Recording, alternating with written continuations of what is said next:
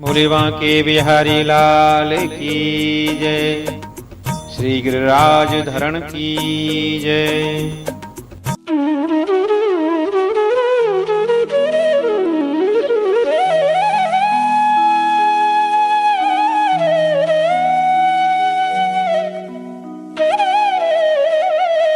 बोले बांके बिहारी लाल की जय, श्री गिरिराज धरण की जय। मैं आचार्य कृष्णा शोभरी आज आपको पुरुषोत्तम मास अधिक मास प्रथम पक्ष की कमला एकादशी का वर्णन करता हूँ। कमला एकादशी का महात्म सुनाता हूँ। आप मेरे साथ में महात्म से पहले हरि नाम संकीर्तन करें। भगवान के प्रभु के गुणानुवाद आप करें मेरे साथ में। जय जय श्री राधे। बंसी बजाए गयो श्याम, हुस्न ना मिलाए के। बंसी बजाए गयो श्याम, हुस्न ना मिलाए के। नैना मिलाए के श्याम, नैना मिलाए के। नैना मिलाए के कान्हा, नैना मिलाए के। दिल में समाए गयो श्याम, उसे नैना मिलाए के। दिल में समाए गयो श्याम, उसे नैना मिलाए के। बंसी बजाए गयो श्याम, उसे नैना मिलाए के। गोकुल से वृंदावन आयो, गोकुल से वृंदावन आयो। निर्दयी छलिया चैन चुरायो, निर्दयी छलिया चैन चुरायो। निंदिया उड़ाए गयो श्याम, मुझसे नैना मिलाए के। निंदिया उड़ाए गयो श्याम, मुझसे नैना मिलाए के। बंसी बजाए गयो श्याम, मुझसे नैना मिलाए के।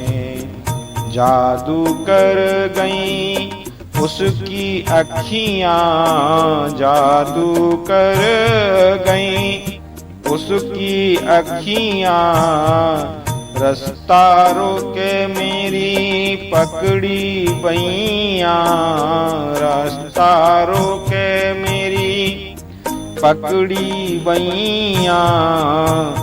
मटकी गिराए गयो श्याम, मुझसे नैना मिलाए के। मटकी गिराए गयो श्याम, मुझसे नैना मिलाए के। बंसी बजाए गयो श्याम, मुझसे नैना मिलाए के। लूटा मोरो मुकुट की छटाने, लूटा मोरो मुकुट की छटाने। उनके सौ की इंद्र घटाने, उनके सौ की इंद्र घटाने। तीर चलाए गयो श्याम, मुझसे नैना मिलाए के। तीर चलाए गयो श्याम, मुझसे नैना मिलाए के। बंसी बजाए गयो श्याम, मुझसे नैना मिलाए के। श्याम नामों की ओढ़ी चुनरिया, श्याम नाम की ओढ़ी चुनरिया श्याम की चूड़ी, श्याम की बिंदिया श्याम की चूड़ी, श्याम की बिंदिया रास रचाए गयो श्याम, उसने नाम मिलाए के रास रचाए गयो श्याम, उसने नाम मिलाए के बंसी बजाए गयो श्याम, उसने नाम मिलाए के। बोली बांके बिहारी लाल की जय। महाराज युधिष्ठिर ने पूछा, हे दीनबंधु, हे भगवान, अब मैं श्री विष्णु के व्रतों में उत्तम व्रत का, जो सब पापों को हर लेने वाला तथा व्रती मनुष्यों को मनोवांछित फल देने वाला हो, श्रवण करना चाहता हूँ। हे जनार्दन, पुरुषोत्तम मास की एकादशी की कथा कहिए, उसका क्या फल है और उसमें किस देवता का पूजन किया जाता है। हे कान्हा, किस दान का क्या पुण्य है, मनुष्यों को क्या करना चाहिए, उस समय कैसे स्नान किया जाता है, किस मंत्र का जप होता है, कैसी पूजन विधि बताई गई है। हे पुरुषोत्तम, पुरुषोत्तम मास में किस अन्न का भोजन उत्तम है। भगवान श्री कृष्ण बोले, हे राजेंद्र, अधिक मास आने पर जो एकादशी होती है वह कमला नाम से प्रसिद्ध है। वह तिथियों में उत्तम तिथि है। उसके व्रत के प्रभाव से लक्ष्मी अनुकूल होती है। उस दिन ब्रह्म मुहूर्त में उठकर के भगवान पुरुषोत्तम का ध्यान स्मरण करे और विधि पूर्वक स्नान करके व्रती पुरुष व्रत का नियम ग्रहण करे। घर पर जप करने का 1 गुना, नदी के तट पर दूना और गौशाला में 600 गुना, अग्निहोत्र गृह में 1100 गुना, शिव के क्षेत्र में, तीर्थों में, देवताओं के निकट तथा तुलसी के समीप लाख गुना और भगवान विष्णु के निकट अनंत गुना फल हो जाता है। अवंतीपुरी में शिव शर्मा नामक एक श्रेष्ठ ब्राह्मण रहते थे। उनके 5 पुत्र थे। इनमें जो सबसे छोटा था वह पापाचारी हो गया, इसलिए पिता तथा स्वजनों ने उसे त्याग दिया। अपने बुरे कर्मों के कारण निर्वासित होकर वह बहुत दूर वन में चला गया। दैव योग से एक दिन वह तीर्थराज प्रयाग में जा पहुंचा। भूख से दुर्बल शरीर और दीन मुख लिए उसने त्रिवेणी में स्नान किया। फिर क्षुधा से पीड़ित होकर वह वहां मुनियों के आश्रम खोजने लगा। इतने में उसे वहां हरिमित्र मुनि का आश्रम उत्तम दिखाई दिया। पुरुषोत्तम मास में वह बहुत से मनुष्य एकत्रित हुए थे। वहां पर आश्रम पर पाप नाशक कथा कहने वाले ब्राह्मणों के मुख से उसने श्रद्धा पूर्वक कमला एकादशी की महिमा सुनी, जो परम पुण्यमयी तथा भोग और मोक्ष प्रदान करने वाली है।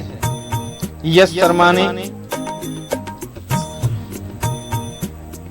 विधि पूर्वक कमला एकादशी का व्रत सुनकर के, कथा सुनकर के उन सब के साथ मुनि के आश्रम पर ही जब व्रत किया, आधी रात हुई तो भगवती लक्ष्मी उनके पास आकर बोली, हे ब्राह्मण, इस समय कमला एकादशी के व्रत के प्रभाव से मैं तुम पर प्रसन्न हूँ और देवादिदेव श्री हरि की आज्ञा पाकर वैकुंठ धाम से आई हूँ। मैं तुम्हें वर दूंगी। ब्राह्मण बोला, हे माता लक्ष्मी, यदि आप मुझ पर प्रसन्न हैं तो वह व्रत बताइए जिसकी कथा वार्ता में साधु ब्राह्मण सदा संलग्न रहते हैं। लक्ष्मी जी ने कहा, हे ब्राह्मण, एकादशी व्रत का महात्म श्रोताओं के सुनने योग्य सर्वोत्तम विषय है। यह पवित्र वस्तुओं में सबसे उत्तम है। इससे दुष्स्वप्न का नाश तथा पुण्य की प्राप्ति होती है। अतः इसका यत्न पूर्वक श्रवण करना चाहिए। उत्तम पुरुष श्रद्धा से युक्त हो, एक या आधे श्लोक का पाठ करने से भी करोड़ों महापातकों से तत्काल मुक्त हो जाता है। ऐसे मासों में पुरुषोत्तम मास, पक्षियों में गरुड़ तथा नदियों में गंगा श्रेष्ठ है। इसी प्रकार तिथियों में द्वादशी तिथि उत्तम है। समस्त देवता आज भी एकादशी व्रत के ही लोभ से भारतवर्ष में जन्म लेने की इच्छा रखते हैं। देवगण सदा ही रोग शोक से रहित भगवान नारायण का पूजन करते हैं। जो लोग मेरे प्रभु भगवान नारायण के नाम का सदा भक्ति पूर्वक जप करते हैं, उनकी ब्रह्मा आदि देवता सर्वदा पूजा करते हैं। जो लोग श्री हरि के नाम जप में संलग्न रहते हैं, उनकी लीला कथाओं में कीर्तन में तत्पर हैं तथा निरंतर श्री हरि की पूजा में ही प्रवृत्त रहते हैं, वे मनुष्य कलयुग में कृतार्थ हैं। यदि दिन में एकादशी और द्वादशी हो तथा रात्रि बीते बीते त्रयोदशी आ जाए, तो उस त्रयोदशी के पारण में 100 यज्ञों का फल प्राप्त होता है। व्रत करने वाला पुरुष चक्र सुदर्शनधारी देवादिदेव श्री विष्णु के समक्ष निम्नांकित मंत्र का उच्चारण करके भक्ति भाव से संतुष्ट चित्त होकर के उपवास करे। यह वह मंत्र है, इसे इस प्रकार बोलना चाहिए। एकादश्याम निराहार इष्टत्वामहं परे हनिः भोक्ष्यामि पुंडरीकाक्ष शरणं मे भवाच्युत। हे कमल नयन भगवान अच्युत, मैं एकादशी को निराहार रह करके दूसरे दिन भोजन करूंगा, आप मुझे शरण दें। तत्पश्चात व्रत करने वाला मनुष्य मन और इंद्रियों को वश में करके गीत वाद्य नृत्य और पुराण पाठ आदि से भगवान को रात्रि में और भगवान के समक्ष जागरण करें। फिर द्वादशी के दिन उठ करके स्नान के पश्चात जितेंद्रिय भाव से विधि पूर्वक श्री विष्णु की पूजा करें। एकादशी को पंचामृत से जनार्दन को नहलाकर द्वादशी को केवल दूध में स्नान कराने से श्री हरि का सायुज्य प्राप्त होता है। पूजा करके भगवान से इस प्रकार प्रार्थना करें। अज्ञानतिमिरान्धस्य प्रतेनानेन केशव प्रसीद सुमुखो भूत्वा ज्ञान दृष्टि प्रदो भव। हे केशव, मैं अज्ञान रूपी रतौंधी से अंधा हो गया हूँ। आप इस व्रत से प्रसन्न हो और प्रसन्न होकर के मुझे ज्ञान दृष्टि प्रदान करें। इस प्रकार देवताओं के स्वामी देवादिदेव भगवान गदाधर से निवेदन करके भक्ति पूर्वक ब्राह्मणों को भोजन कराए तथा उन्हें दक्षिणा दे। उसके बाद भगवान नारायण के शरणागत होकर के बलि वैश्य देव की विधि से पंच महायज्ञों का अनुष्ठान करके स्वयं मौन हो अपने बंधु बांधवों के साथ भोजन करे। इस प्रकार जो शुद्ध भाव से पुण्यमय एकादशी का व्रत करता है, वह पुनरावृत्ति से रहित वैकुंठ धाम को प्राप्त होता है। भगवान श्री कृष्ण कहते हैं, हे राजन, ऐसा कहकर के श्री लक्ष्मी देवी उस ब्राह्मण को वरदान दे अंतर्ध्यान हो गई। फिर वह ब्राह्मण भी धनी होकर के पिता के घर आकर के रहने लगा। इस प्रकार जो कमला का उत्तम व्रत करता है, वह एकादशी के दिन इसका मातम सुनता है, वह सब पापों से मुक्त हो जाता है। महाराज युधिष्ठिर बोले, हे जनार्दन, हे कन्हैया, पाप का नाश और पुण्य का दान करने वाली एकादशी के महात्म का पुनः वर्णन कीजिए, जिसे इस लोक में करके मनुष्य परम पद को प्राप्त होता है। भगवान श्री कृष्ण ने कहा, हे राजन, शुक्ल या कृष्ण पक्ष में जब ही एकादशी प्राप्त हो, उसका परित्याग न करे, क्योंकि वह मोक्ष रूप सुख को बढ़ाने वाली है। कलयुग में तो एकादशी ही भव बंधन से मुक्त करने वाली है, संपूर्ण मनोवांछित कामनाओं को देने वाली तथा पापों का नाश करने वाली है। एकादशी रविवार को किसी मंगलमय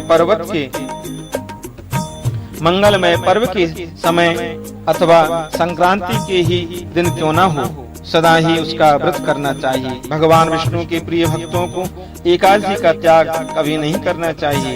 जो शास्त्रोक्त विधि से इस लोक में एकादशी का व्रत करते हैं वे जीवन मुक्त देखे जाते हैं, इसमें तनिक भी संदेह नहीं है। महाराज युधिष्ठिर ने पूछा, हे श्री कृष्ण, वे जीवन मुक्त कैसे हैं तथा विष्णु रूप कैसे होते हैं? मुझे इस विषय को जानने के लिए बड़ी उत्सुकता है, मुझे बताने की कृपा करें। भगवान श्री कृष्ण कहने लगे, हे राजन, जो कलयुग में भक्ति पूर्वक शास्त्रीय विधि के अनुसार निर्जल रह करके एकादशी का उत्तम व्रत करते हैं वे विष्णु रूप तथा जीवन मुक्त क्यों नहीं हो सकते? एकादशी व्रत के समान सब पापों को हरने वाला तथा मनुष्यों की समस्त कामनाओं को पूर्ण करने वाला पवित्र व्रत दूसरा कोई नहीं है। दशमी को एक बार भोजन, एकादशी को निर्मल मन बना करके निर्जल व्रत था, द्वादशी को पारण करके मनुष्य श्री विष्णु के समान ही हो जाते हैं। बोले वृंदावन बिहारी लाल की जय।